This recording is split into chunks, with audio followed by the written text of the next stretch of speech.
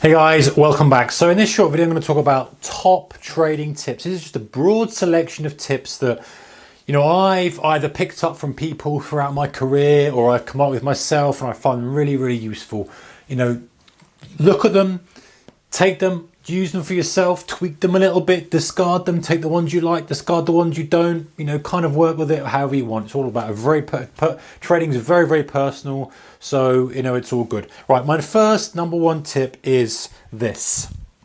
Let me put the pen here, is keep your charts as clean as possible. Oops. If I can reach that. Keep your charts as clean as possible. What do I mean by that? I basically mean that, hey, if you clutter your charts up with loads of indicators, with loads of different tools, with loads of different things on there, you're not going to be able to see the wood from the trees. You're not going to be able to assess price for its true nature. You're not going to be able to say, hey, you know what? That looks like a good buy because, we've pushed a low, we've pushed back up now, we're holding at highs, volume's good. If you've got an MACD on there, moving averages, 3 or 4 moving averages, a stochastic, an RSI, all those kind of things, you're just not going to know whether it's a good trade to take or not. You've got Bollinger Bands, you've got this and that other, so just keep them clean, don't overdo it. Honestly, my way of always approaching indicators was, and I learned the hard way, by the way, guys, I lost a lot of money by doing this the wrong way in my early years, back in 2001, 2, 3, probably 4. Trying to look at an indicator and then choose a setup from that was when I actually stripped everything off there, got rid of all the indicators, got rid of all that, and then said, okay, price. What I want to trade? I want to trade this based on price. Now, grab an indicator that helps me guide me for that setup, if that makes sense. So if I'm buying a pullback, even on a swing trading perspective or an intraday perspective, in my example, I would look, okay, well, I want to buy a pullback. How am I going to grade the area where I buy the pullback? Is it an oversold condition? Is it pullback to a moving average? So you kind of then use the indicator as a tool to help you, as opposed to piling all the indicators on and then trying to find a setup based on that. So it's kind of reverse engineering, if that makes sense. So my second tip when we're talking about charts and indicators and tools is to keep current moves in perspective.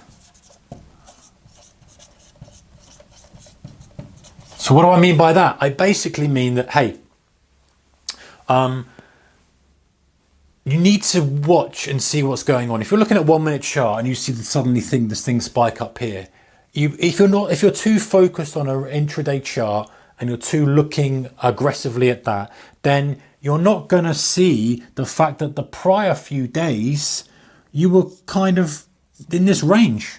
It's a nothing. It may well have been sitting there for the last 2 hours and it may well have exploded out, but you're not going to say, okay, we're not, and no one's in pain, no one's in pressure, no one's hurting, no, it's nothing new. But if you're just zoomed into this area, all of a sudden you think it's the biggest thing in the world, it's the worst thing in the world, or whatever it may be. So, keeping the current move in perspective is such a good thing. And that's the same whether you're swing trading, whether you're day trading, whatever it may be, it makes sense to just be aware of where we are, where the prior day is, the prior week, the rest of the year. It really is more important from a day trading perspective, because you can end up being too zoomed in on your 1 minute or 5 minute and not look at the daily and say, well, listen, in the scheme of things, this isn't that much. Anyway, your number 3 I've got. This goes back to keeping your charts as clean as possible. It's indicators are to be used with caution. Okay? Indicators use with caution. What do I mean by that?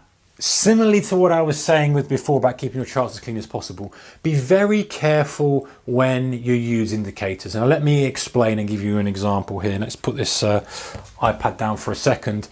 If we have a scenario where the market has been trending, chopping around, and then it explodes up, you are going to immediately get an overbought condition, because over this period of time, the indicators, depending on the length that you're using, if you're using a stochastic or an RSI, are going to have caught up with that and are going to reset their value to that's the new norm. Same if you're using a Bollinger Band, the bands are going to have contracted. A moving average, they're all going to have caught up, so you're going to have them all right up by price. Then when you get an explosion up, all of a sudden the indicators are just pinging off all over the place. You're outside of the upper Bollinger Band, your stochastic's gone overbought, you're way above your 5-period moving average, all hell's broken loose. But in reality, when you look at it and say, well, actually, that's just a couple of days, that's maybe a couple of weeks worth of trade, and that's spiked up on one day. It's one day. I can't make a judgment on one day. This is not a trend of anything particular. Yeah, we've gone overbought, but am I going to sell that just because it's gone overbought for one day? This could be the start of an immense trend. Same with broken out of an upper Bollinger Band. I hope you can see that it's gone a bit, I've done it a bit small there, but I think you get the idea. You can't then say, well, it's gone out of the upper Bollinger, I'm going to smack that short for back for a mean reversion, because this thing could carry on, and that could be intraday as well. You could have the lunchtime chop period here, comes into the afternoon, a trend develops. You're there thinking, well, it says overbought now, I'm going to sell it. I'm way above my 5-period moving average, I'm going to sell it. So the sort of moral of that story is to say, hey, listen, understand the indicators are there and can be used and can be useful, but be very, very cautious when you use them. Look what price is telling you. Look what the conditions are when that indicator fired a potential signal or not. Because don't forget, indicators are only giving sort of two inputs, the price and volume. And if price and volume has had an unusual period of quiet or volatility, they're not very good at judging the change in direction. And perhaps that was just a little blip, if that makes sense. So use them with caution. By all means, have them as, I like to use indicators as a filter. Instead of using them as a trigger as such, I like to use them as a filter and say, hey, you know what? I'm only going to trade long when under these conditions, or I'm only going to trade short under these conditions. And that, I think, is a better way of using indicators. I know a lot of people use them very successfully as an actual trigger to take the trade. Fine, but I'm sure that they will have another filter here that perhaps stops them getting caught out by those kind of things. So maybe an ADX or something that allows you to set trend, or some sort of volume tool that says, well, hey, if it fires off immediately after that, then don't take it, because actually, it's just come from a period of very low volatility, low range, and it's kind of skewing the indicator reading out.